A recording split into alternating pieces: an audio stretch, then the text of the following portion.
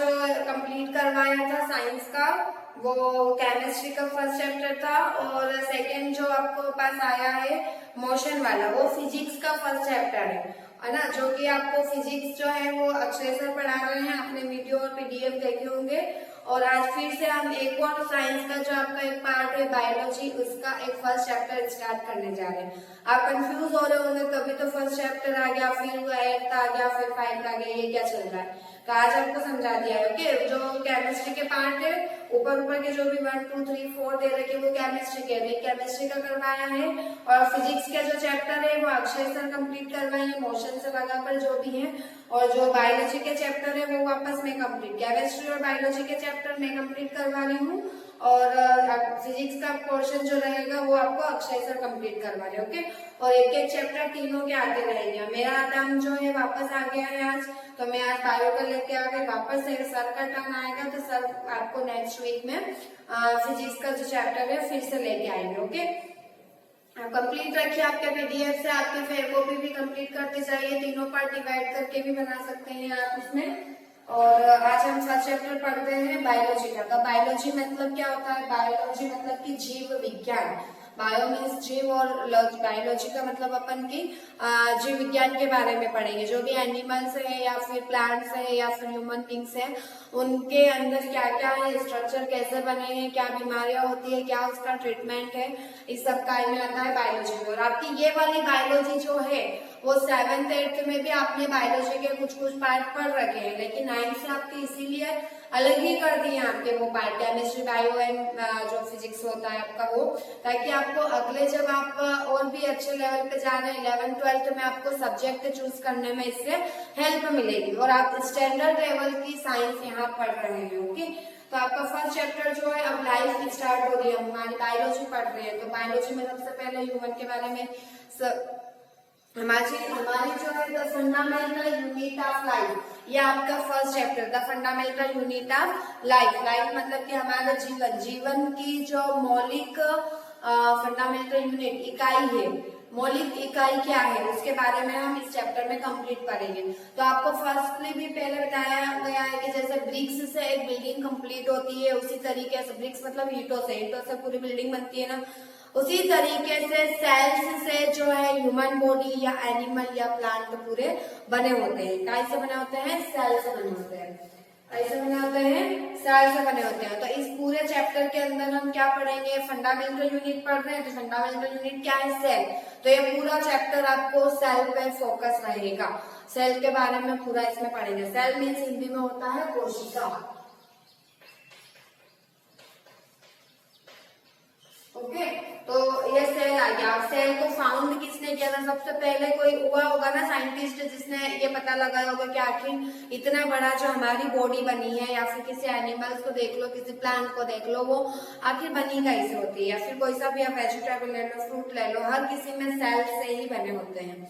तो वो सेल का फाउंडर कौन है, सेल का फाउंडर है रॉबर्ट हुक। रॉबर्ट हुक ने डिस्कवर किया था सेल को, कोशिका की खोज किसने की थी, रॉबर्ट हुक ने। तो cell discovered by Robert Hooke कब किया था, 1665 में। ओके, अब हम आते हैं आपके चैप्टर में। अब इन सेल्स को अब आप नंगी आंखों से नहीं दे, मतलब कि इस तरीके की आंखों से देख नहीं पाते हो। अब हमको इसे पता चल रहा है कि ये सेल कौन सा है, क्या है नहीं। तो हम इसको देखने के लिए किसका यूज करते हैं, माइक्रोस्कोप का यूज करते हैं, जो कि आपको इस डायग्राम में दे रखा है ना। इस डायग्राम को आप अच्छे से देखना, यहाँ पे कुछ एक लेंस होता है, स्लाइड होती है, इसके ऊपर रख के हम सेल्स को देख सकते हैं।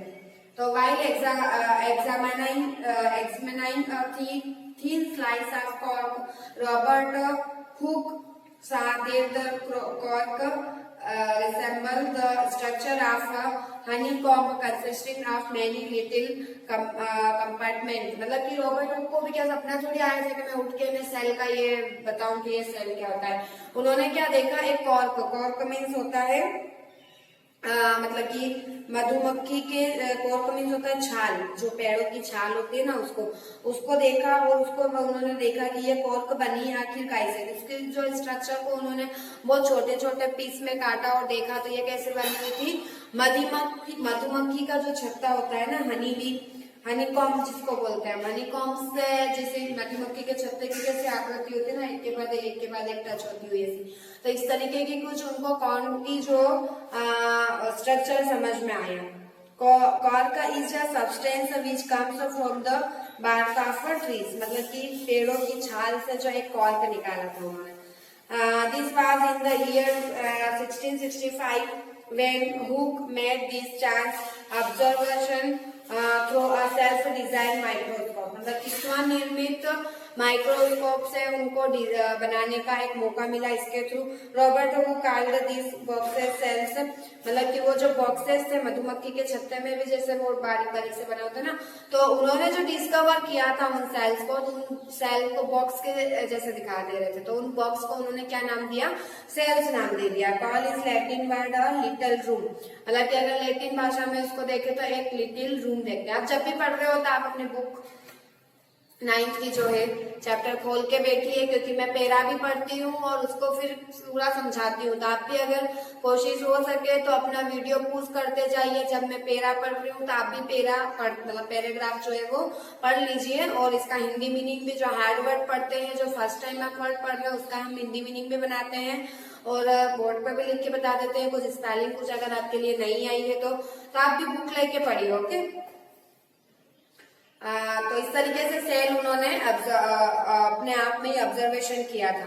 This may seem to be a very small and insignificant incident but it is very important in the history of science, मतलब कि आप मैं बोलोगे ये तो बहुत छोटी सी बात है, क्या हो गया, उन्होंने एक छाल का टुकड़ा लिया, उसमें से कॉर्क लिया और उसमें से सेल बता दी, ये तो उस टाइम की बहुत बड़ी बात है और ऐसा बोले, लेकिन ये जो बायोलॉजी की हिस्ट्री में एक बहुत बड़ी खोज हुई थी उस टाइम, ओके। बायोलॉजी की हिस्ट्री का बहुत बड़ा पार्ट है ये सेल का मिलना, क्योंकि सेल से तो पूरी बॉडी और सब कुछ बना होता है।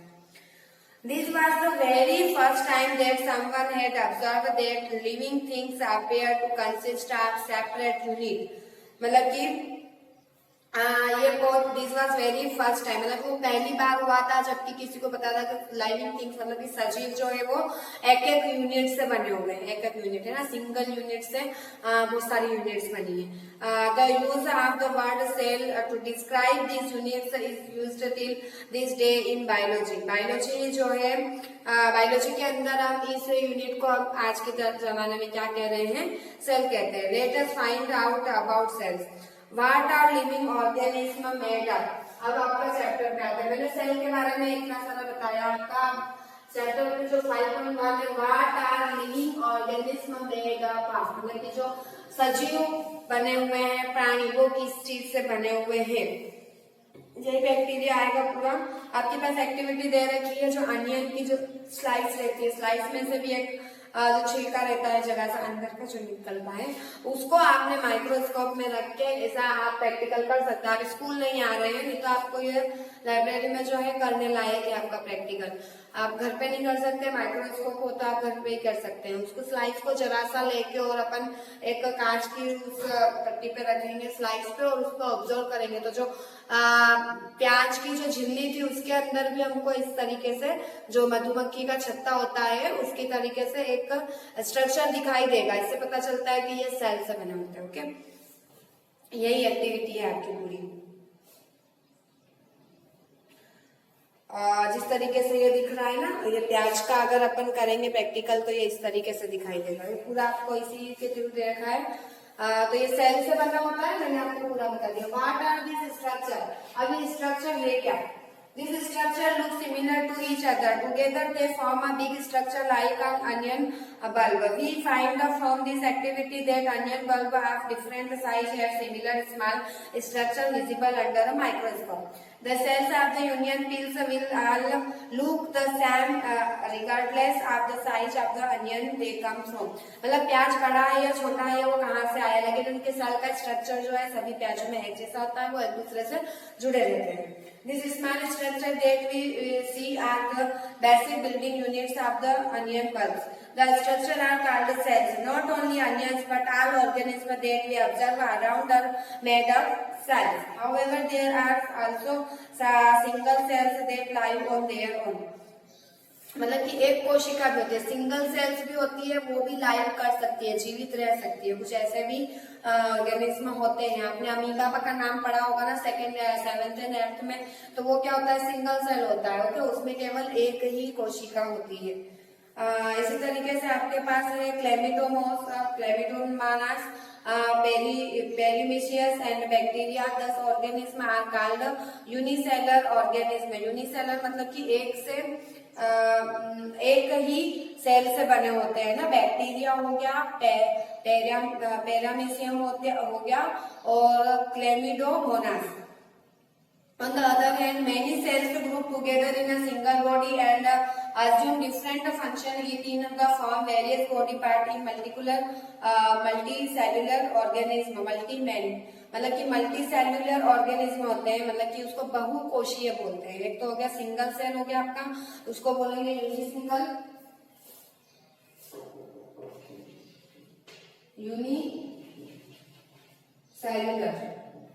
ओके, और एक आपका हो जाएगा मल्टी सेल्युलर। तो जो बैक्टीरिया वगैरह अमीबा बताना ये यूनिसेल्युलर है, और अदर जो है हमारी बॉडी का इससे बनी हुई है मल्टी सेल्युलर से, तो हम क्या हो जाएंगे, बहुकोशीय बन जाएंगे। Every multicellular organism has comes from a single cell. और जो मल्टीसेल्युलर है ये भी कैसे बने होते हैं, सिंगल सेल से ही बने होते हैं। एक बड़ी सिंगल सेल हो जाएगी या फिर छोटी, तो सिंगल सेल धीरे धीरे क्या हो जाती है, जैसे इस प्रकार की आती है सेल बनी हुई, सिंगल सेल धीरे धीरे क्या हो जाएगी, ब्रेक डाउन होने लगती है, ऐसे करके टूटने लगती है। इससे 1 से 2 बनते हैं, 2 से 4 और 6 से, तो इस तरीके से एक सिंगल सेल से ही मल्टी सेल बनते हैं। एक्टिविटी आपकी जो 5.2 दे रखी है, इस एक्टिविटी को आप पढ़ना और कुछ ऑब्जर्व करना। Some organism can also have cells of different kinds, मतलब कुछ ऑर्गेनिज्म में सेल्स ऑफ डिफरेंट काइंड, कुछ अलग अलग तरीके से आपके सेल्स मिलते हैं। Look at the following picture, it depends some cells from the human body, मतलब कि ह्यूमन बॉडी में भी बहुत तरीके के सेल बनाते हैं। छोटे छोटे स्ट्रक्चर तो एक तरीके के रहते हैं, लेकिन सेल्स अलग अलग तरीके के आपको मिल सकते हैं, जैसे कि आपको फोटो में दिखाई दे रहे हैं ना। ओके, ये इनको आपको बहुत अच्छे से पढ़ना है, इन सभी नामों को, और ऑब्जर्व करना है, क्योंकि आपको पूरी बायोलॉजी में यही सब पढ़ना है। फर्स्टली आपको दे रखा है smooth muscle cells, blood cell. Blood cell के बारे में तो पढ़ा होगा ना, रक्त कणिका जिसको बोलते हैं, ब्लड सेल, नर्व सेल जो अपनी माइंड की जो होती है, नर्व सेल। ओके, फिर बोन सेल हो गया, फेट सेल वसा की जो होती है कोशिका, ovum and sperm. Ovum and sperm में आपने 7th 8th में पढ़ा होगा ना कि बेबी कैसे बनता है, तो उसमें ओवम एंड स्पर्म का रोल होता है, तो वो भी एक तरीके का सेल होता है। तो सेल से मतलब इनफ हम बनते नहीं है, जब मम्मा के पेट में बनते हैं तो ओवम एंड स्पर्म से हम उनके एडिटिंग से बनते हैं, और वहीं से हमारा सेल का जो प्रोसेस है स्टार्ट हो जाता है। The shape and size of cells are related to the specific function they perform. Some cells like amoeba have changing shapes. मतलब कि इन सेल्स का जो स्ट्रक्चर है वो उनके परफॉर्म करने के ऊपर डिपेंड करता है। इन सेल, ये सारे सेल्स दिख रहे हैं ना आपको ऊपर, इनका शेप जो है सबका अलग अलग है, तो ये किस तरीके से परफॉर्म करते हैं, ओके, वो उसके ऊपर डिपेंड करेगा। अमीबा है चेंजिंग शेप्स। अमीबा जो रहते हैं वो अपना जो शेप रहता है वो चेंज करता रहता है। इसी तरीके से सेल्स भी जो है जिस तरीके का कार्य करेंगे उस तरीके से उनका स्ट्रक्चर जो शेप जो है वो चेंज हो जाएगा। In some case the cell shapes could be more or less fixed and peculiar for particular type of cell. For example, nerve cell have a typical shapes, मतलब कि ये कुछ कुछ रहते हैं जिनको हमने ऑब्जर्व कर लिया साइंटिस्ट के द्वारा। यहाँ नर्व सेल इस तरीके से रहती है, ब्लड सेल इस तरीके से रहती है, ओवम ऐसा रहेगा, स्पर्म ऐसा रहेगा, ये है ना। फिर आपका आता है These organisms together constitute the basic units cells called the cell, है ना। जो बेसिक यूनिट जो बनी होती है वो सभी सेल से बनी होती है और उनको हम सेल कहते हैं। It is interesting that all cells are found to have the same organelles, no matter what their function is or what organism they are found in। मतलब कि वो ऑर्गेनिज्म जो है जीव कहाँ से मिला है और क्या उसका कार्य है और किस परिस्थिति में रहता था, उससे उस पर कोई डिपेंड नहीं पड़ेगा, और सेल्स जो है वो हमेशा एक जैसे ही रहती है। अब आप क्या आते हैं हम सेकंड पॉइंट पे, what is cell made of. ये सेल कैसे सेल जो बहुत छोटा पार्ट है, लेकिन सेल के अंदर भी बहुत सारी चीजें डिस्कवर हो चुकी है, इसके बारे में हम पढ़ते हैं।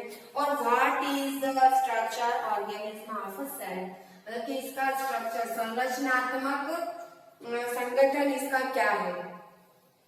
We saw about that the cell has special components called organelle. कोशिकांग कहते हैं, मतलब कि सेल्स के अंदर स्पेशल कंपोनेंट्स होते हैं, उनको हम ऑर्गेनल्स कहते हैं। ऑर्गेनल्स मतलब कि होता है आपका कोशिकांग, और वो ऑर्गेनल्स मतलब होती है कोशिकांग, है ना। How is a cell organized, मतलब कि को संगठित इनको किया जाता है।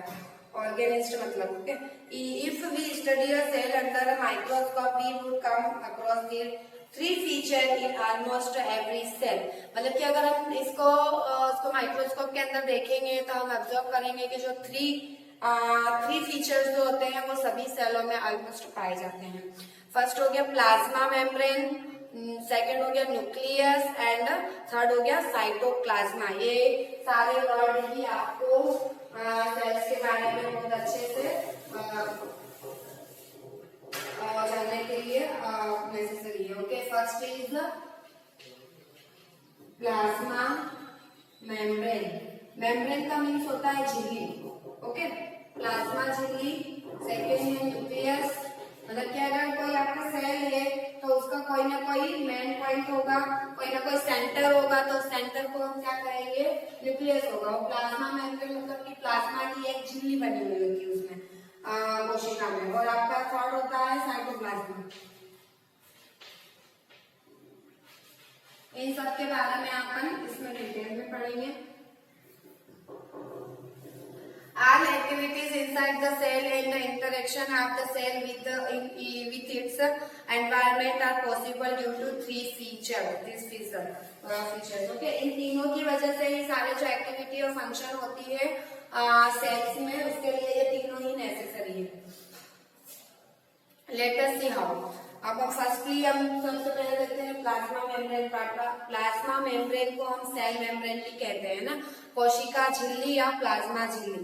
Okay, this is the outermost covering of the cell that separated the contents of the cell from its external environment. मतलब कि ये सेल का सबसे बाहरी पार्ट होता है, बाहर का एक कवर टाइप का होता है सेल के ऊपर, जो कि उसको बाहर के एनवायरनमेंट से अलग करता है। आई बात समझ में? सेल के ऊपर जो कवर रहता है सबसे पहले कवर टाइप का, उसको बोलते हैं हम प्लाज्मा मेम्ब्रेन, है ना। और ये एनवायरनमेंट से डिफरेंट करता है उसको।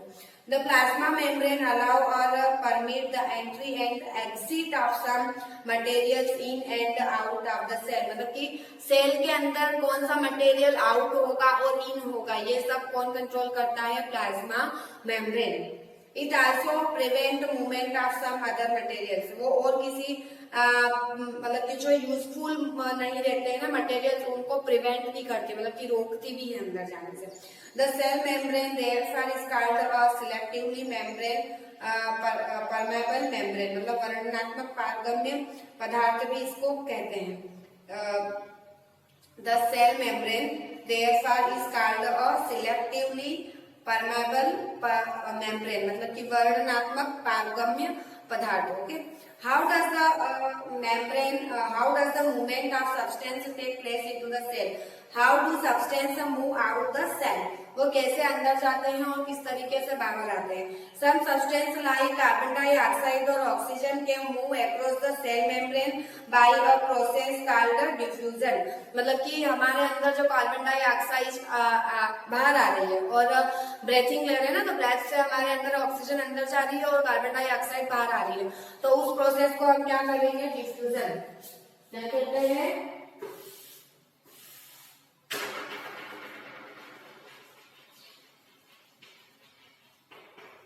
डिफ्यूजन। हिंदी में इसको बोलते हैं विसरण।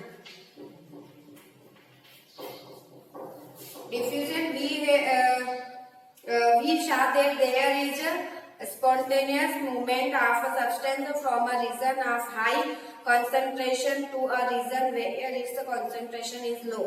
मतलब कि अब ये हमको कैसे पता चलता है कि जस्ट हमने बहुत देर तक हम ब्रेथ हमारी रोक के नहीं रख सकते ना, क्योंकि वो सेल जो रहते हैं उसमें कहीं ना कहीं ऑक्सीजन की कमी या फिर CO2 कार्बन डाइऑक्साइड की अधिकता हो जाती है। तो ये कॉन्सेंट्रेशन बोलते हैं ना, जिसको बोलते हैं सांद्रता। तो ये कहाँ पे कैसे वर्क करता है, तो ये अधिक मोस्टली ऐसे ही वर्क करेगा कि जहाँ पे इसका कॉन्सेंट्रेशन अधिक होगा वहां से वो लो कॉन्सेंट्रेशन की तरफ जाएगा। मतलब कि अगर ब्रेथ को रोक लिया बहुत देर तक, तो मान लो अपन ऑक्सीजन अंदर ले ली, तो ऑक्सीजन तो बहुत ज्यादा हो गई और बाहर की ऑक्सीजन क्या हो गई, कम हो गई। तो फट से हम क्या करेंगे, CO2 बाहर कर देंगे, कार्बन डाइऑक्साइड बाहर निकाल देंगे, उसके साथ में वापस ऑक्सीजन बाहर आ जाएगी। तो वहां पे काय की कमी हो गई, CO2 बहुत ज्यादा हो गई, तो O2 बहुत ज्यादा हो गई, मतलब ऑक्सीजन ज्यादा हो गई, CO2 की कमी हो गई। तो हम क्या करेंगे, हम वापस से कार्बन डाइऑक्साइड को बाहर निकाल देंगे। तो ये CO2 अंदर ज्यादा बन गई और बाहर जो है O2 कम हो गई थी। इस तरीके से वो जहां ज्यादा होगा ज्यादा से कम की तरफ जाएगा। Okay, high concentration to low concentration की तरफ अधिकतर ये काम करता है। Something similar to this happen in cells. इसी तरीके से सेल में भी वर्क होता है। हमारी जो छोटी छोटी सेल्स बनी होती है, तो सेल्स में भी जिस चीज की अधिकता हो जाएगी, जो लार्ज कॉन्सेंट्रेशन में हो जाएगा वो आउट होता जाता है और जो लो में होता है वो इन होता जाता है। Some substance like CO2 which is cellular waste and required to be external out by the cells accumulate in high concentration inside the cell. In the cell external environment, the concentration of CO2 is lower compared to that inside the cells. As soon as there is a different of concentration of CO2 inside the outside the cell। जो हमने पूरी process बताई है कि वो विसरण की ही process होती है, पूरी डिफ्यूजन की प्रोसेस होती है कि जहाँ CO2 कम है वहां पे CO2 ज्यादा वाले से CO2 इधर आ जाएगी और O2 इधर आ जाएगी, इसको डिफ्यूजन बोलते हैं। Water also obey the law of diffusion. मतलब कि जो डिफ्यूजन का लॉ है वो वाटर पे भी इसका लागू होता है। The movement of water molecules through such a selectively permeable membrane. Selectively permeable membrane का मतलब होता है वर्णनात्मक पारगम्य पदार्थ। मतलब कि कुछ पदार्थ ऐसे होते हैं ना, सिलेक्ट करके उनको परमिट करते हैं हम कि मेम्ब्रेन के अंदर वो जो है झिल्ली जो रहती है उसमें वो पार कर सकते कि नहीं कर सकते। इसको हम बोलते हैं ऑस्मोसिस। क्या बोलेंगे, ऑस्मोसिस।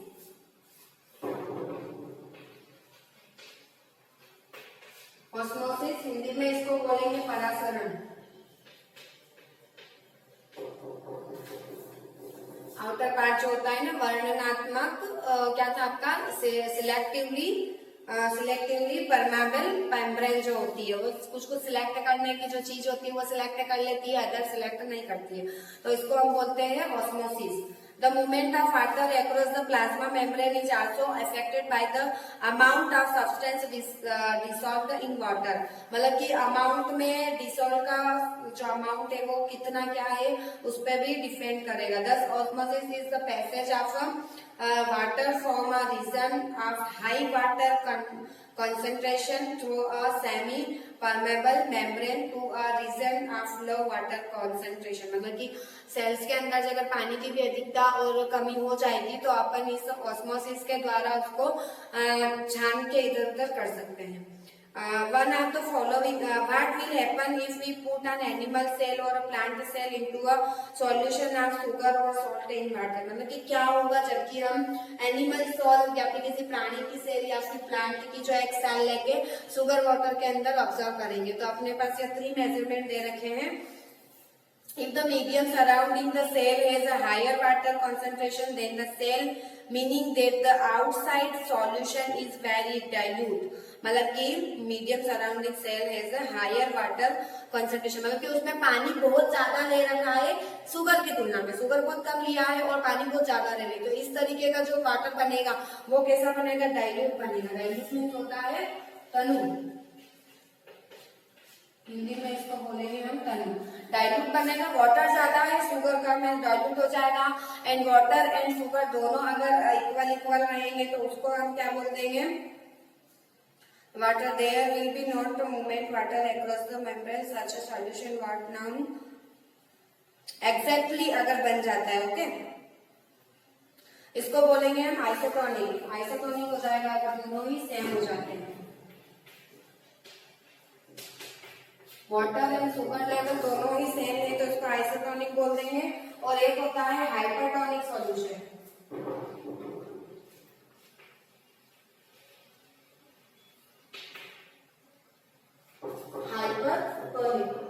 हाइपरटोनिक सॉल्यूशन तो 3 टाइप के बनेंगे। तो डाइल्यूट बन गया, एक आइसोटोनिक सॉल्यूशन हो जाएगा और एक आपका हाइपरटोनिक सॉल्यूशन हो जाएगा, जिसमें सेल्स कैसे काम करेंगे। देखो फर्स्टली मैं अच्छे से समझा देती हूँ। जो फर्स्ट वाला था डाइल्यूट सॉल्यूशन था, cell will gain water by osmosis, मतलब कि परासरण से गेन वाटर, उसमें बहुत ज्यादा पानी हो गया है ऑस्मोसिस से। Such a solution is known as a hypotonic solution. Hypotonic solution, इस solution को हम hypotonic बोलेंगे और ये hypertonic था। ओके, डाइल्यूट वाटर से जो बन रहा है इसको हम क्या बोलेंगे, hypotonic।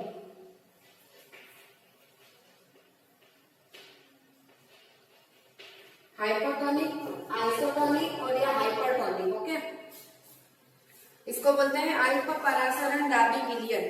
अब इसमें क्या होगा, water molecules are free to pass across the cell membrane in both direction, मतलब कि अगर ये बहुत ज्यादा हाइपोटोनिक है तो इसमें से वाटर के जो सेल है दोनों साइड बहुत आसानी से आ जा सकते हैं। But more water will come into the cell than will leave, पर क्या होगा, वाटर अंदर ज्यादा जाएगा जितना कि वो बाहर नहीं आएगा।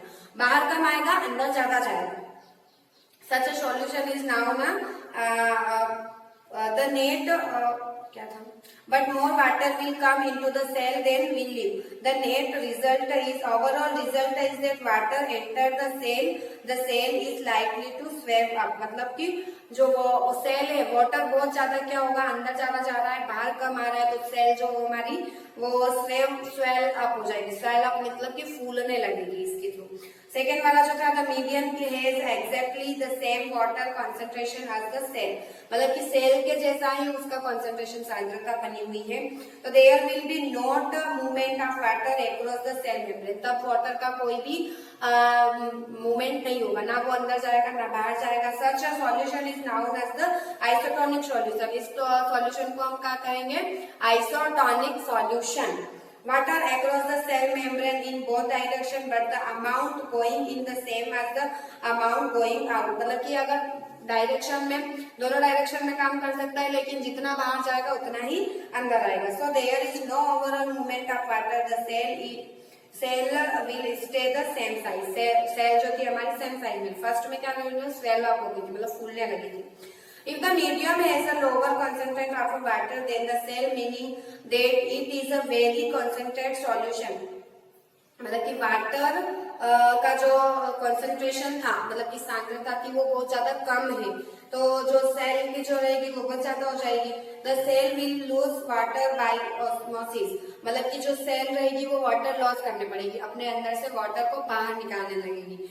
सच a solution is known as a hypertonic solution. इसको क्या बोलेंगे, जब वाटर बहुत ज्यादा बाहर निकाल रही है उसको हम बोलेंगे हाइपरटोनिक। अति परासरण दाबी विलयन, फर्स्ट वाला था अल्प परासरण दाबी विलयन, सेकेंड वाला है सम परासरी दाबी विलयन और थर्ड वाला है अति परासरण दाबी विलयन।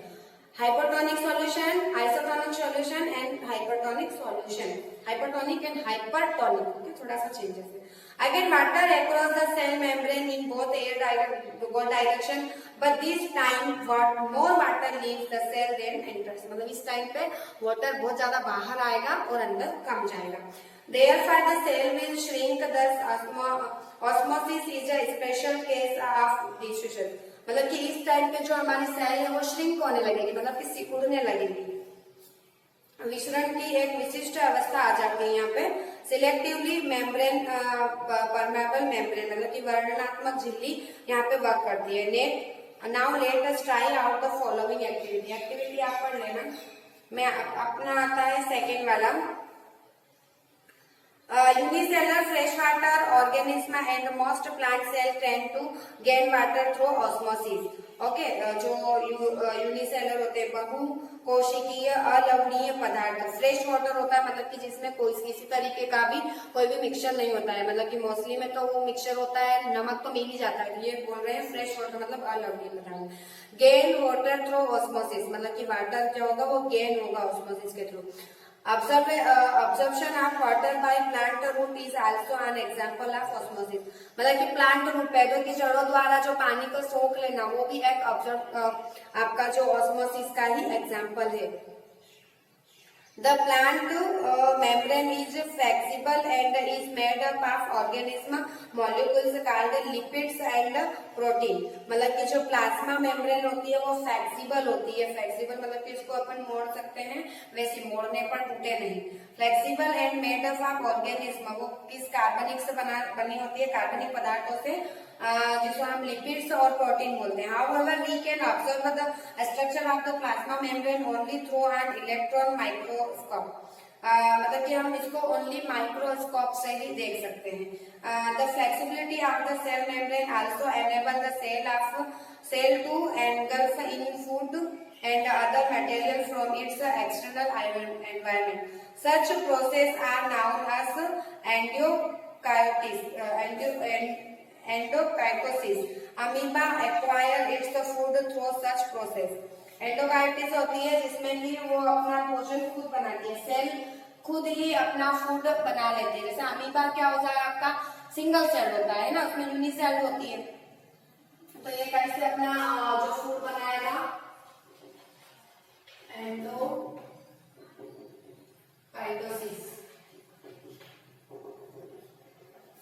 फिर आपका आता है ये प्लाज्मा आपका कंप्लीट होगा. अब आपका है सेल वॉल. ये प्लाज्मा के अंदर आपने पूरा वर्क फंक्शन स्ट्रक्चर इसमें जाना. अब हम आते हैं सेकंड पॉइंट पे, सेल वॉल. इसको बोलते हैं हम सेल वॉल या हिंदी में बोलेंगे कोशिका भित्ति.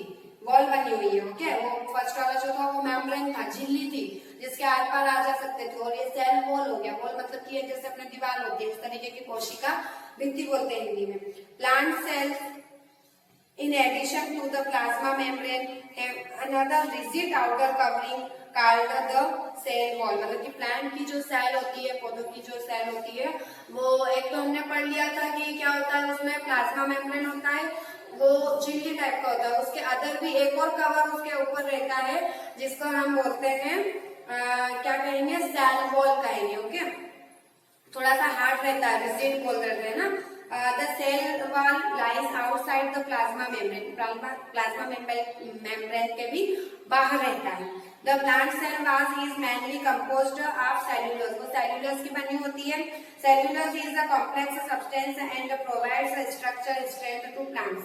मतलब कि जटिल पदार्थों से बनी होती है और इसका strength of plant, structure provides structure strength of plant, उसका संरचना को बनाने में काम आती है. When a living plant cell loses water through osmosis, there is shrinkage or contraction of the contents of the cell away from the cell wall.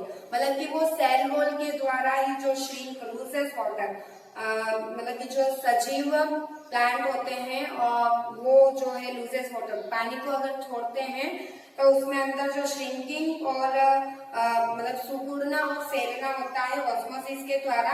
तो content of the cell away from the cell wall, cell wall के द्वारा ही वो उसको content करके रखते हैं. This phenomenon is known as the plasmolysis. Plasmolysis मतलब जीवद्रव्य कुंचन.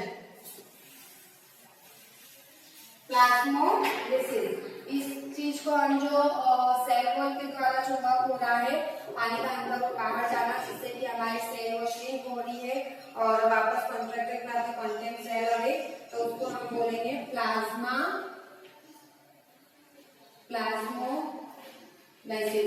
इसको हिंदी में बोलेंगे जीवद्रव्य कुंचन. We can observe this phenomenon by performing the following activity में नहीं करवा रही हूँ क्योंकि इसका एग्जाम्पल मैं साथ में देती रही, वही एक एग्जाम्पल से एक्टिविटी करवा रखी है. मोस्टली मैं एक्टिविटी इसलिए शुरुआत देती हूँ. What do we infer from this activity? Only living cells and not died cells are able to absorb water by osmosis. मतलब कि जो एक्टिविटी करके आपको बता रखी है कि जो लिविंग सेल्स होती है वो ही ऑस्मोसिस का यूज करके ऑब्जर्व करेगी वाटर, नॉट डाइड सेल. मतलब कि मृत कोशिका जो होती है वो ऑस्मोसिस का यूज नहीं करती. Cell wall permit the cells of plants, fungi and bacteria to wish withstand very dilute external media without bursting in such media the cell tend to take up water by osmosis, मतलब कि तनु अम्ल से external media very dilute जो उनका होगा, very dilute external media without bursting, मतलब बिना फटे वो एक तरफ से दूसरे तरफ आ जा सकती है ऑस्मोसिस के द्वारा। द सेल स्वेल्स, फूलने लगेगी, बल्कनिंग कप, pressure against the cell wall, मतलब कि जो सेल होती है वो सेल वॉल के अगेंस्ट वर्क करती है, क्योंकि जब वो फूलती है और वो जब उसमें बिल्डिंग होते हैं, मतलब कि बनती है, the one external the equal pressure against the swollen cells because of their walls. Such cells can withstand much greater change in the surrounding medium than animal cells. वो animal cells में इसी तरीके से सेल वॉल जो है एक मतलब कि क्या होता है गार्ड की तरह वर्क करती है। एक आपका ये first chapter first part complete हुआ, अब सेकेंड पार्ट में इसको कंप्लीट करेंगे। अभी बहुत सारी चीजें पढ़ना और बाकी है। ओके।